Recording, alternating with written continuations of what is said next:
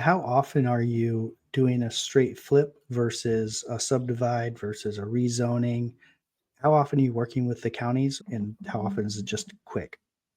Yeah, so as part of my due diligence, I'll always check with the counties on I'll check on the utilities with the different departments or the co-ops or whomever it might be, water department, electrical, and just verify who those players are. And then I'm also taking it to understand what are the zoning and planning is are subdivides allowed? What if you want to build? What's restricted? Are there any restrictions? Really just running it through several filters at that local municipality level and to make sure I don't run into any blind spots down the line. And that also helps me determine if I want to move forward with deals in that market or not. And if I gather some intel from talking to the zoning department, I'm hopefully doing that before I put money down, and it can save you some money sometimes. So I don't always go through with every deal. And when I do try to flip, and so I go into it the mindset typically that I'm going to flip each piece of land. That's just my general mindset going into it. As I look at it and evaluate the property, I'm saying, there's enough room here. We could split this off into two and double down.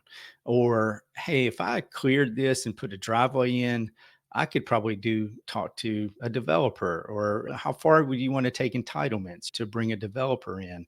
There are some, I've built relationships with builders over the years. And so I know what they're looking for in larger chunks of land and how much land they need for a townhome development versus a single family dwelling development. So it's just building those relationships, understanding what people are looking for, knowing the ins and outs will help me determine whether I'm going to flip it, subdivide it, entitle it, whatever it might be.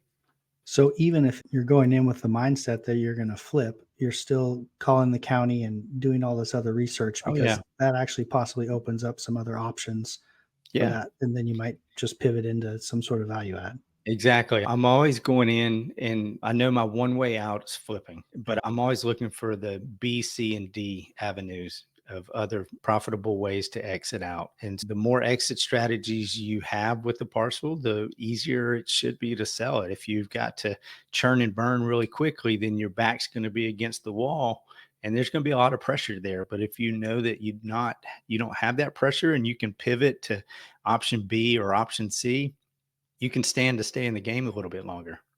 And what's your favorite place to pivot or your favorite kind of big win? Would it be subdividing, simple subdivides, or what might that be? It would probably be a toss up between just a simple subdivide. Sometimes just getting someone to clear the land makes Yeah. an incredible difference. Just dress it up. And that makes such a big difference. Sometimes it's getting a perk test and promoting, hey, this land's perkable.